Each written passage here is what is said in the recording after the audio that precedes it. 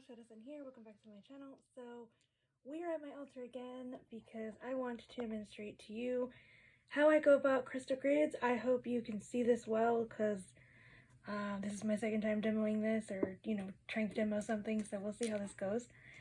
So first and foremost, before I get into the actual process of making the grid, what I like to do is I like to make sure that I have the crystals charged and cleansed, like I mentioned in the blog post.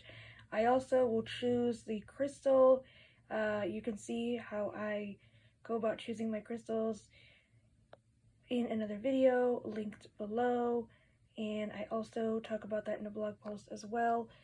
I go about choosing it primarily through research, geological research in particular, in addition to metaphysical properties. I also like to see what I have available to me. And when I create a crystal grid, I like to create grids for all kinds of purposes, such as healing, prosperity, motivation. I used a crystal grid as part of a spell for releasing anxiety. I've also created a grid around healing as well. And, you can use them for manifestation, for healing, like I mentioned in the blog post, and for all kinds of other possibilities. I like to use sacred geometry, which I talk about in the blog post, and I will have some resources below, as well as numerology. So I am not a math person, and I feel like in order to understand the numerology side, you kind of have to know some math to a degree. And also, I like certain numbers. Certain numbers resonate with me, particularly 3, 4, 2, I mentioned that in the blog post, using 2 for balance, 4 for completion, stability, prosperity, and a few other aspects of those numbers, and 5 as well. So when I created my anti-anxiety grid, or releasing anxiety grid, I should say, I went about it by using different pieces of crystal, like quartz for giving me energy, carnelian for motivation. I used hematite for grounding, etc. So when I go about creating my grid, sometimes I'll put a piece of paper underneath. Maybe it'll be a word, a picture, or something that represents what the grid's for. And sometimes I've heard of people using these little shapes. Like they have these shapes you can, make for your grids. It's some kind of kit or something. In any event, I'm gonna move this just a little bit. So here I've got some crystals. I've got some carnelian here, and usually I like to put smaller crystals. But I don't have smaller crystals right now, so I'm just going to use what I have. So I'm just going to say that this is a motivational grid.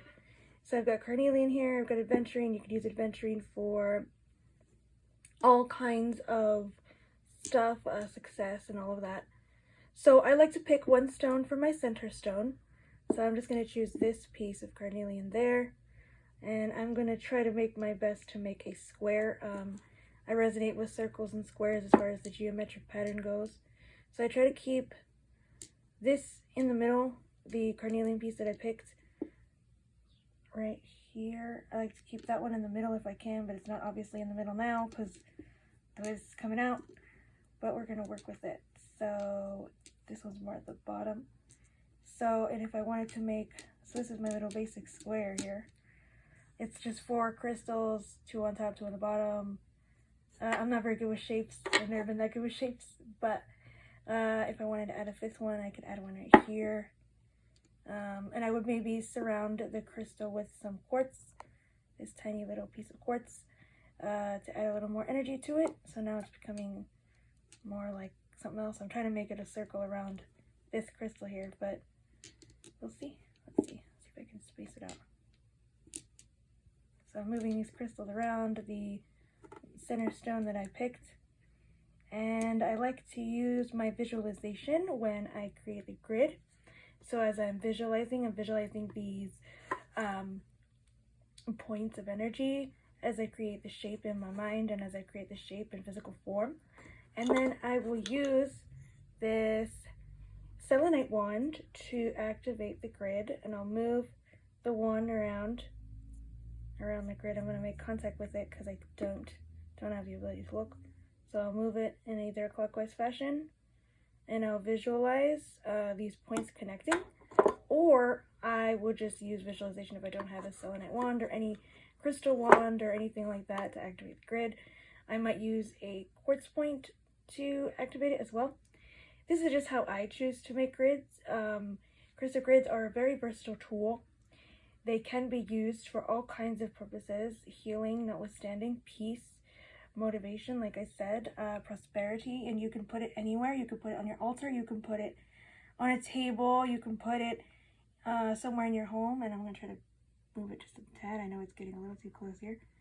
And you can also add grids to candles. So I've got this candle here. You see, I'm going to shift this back up.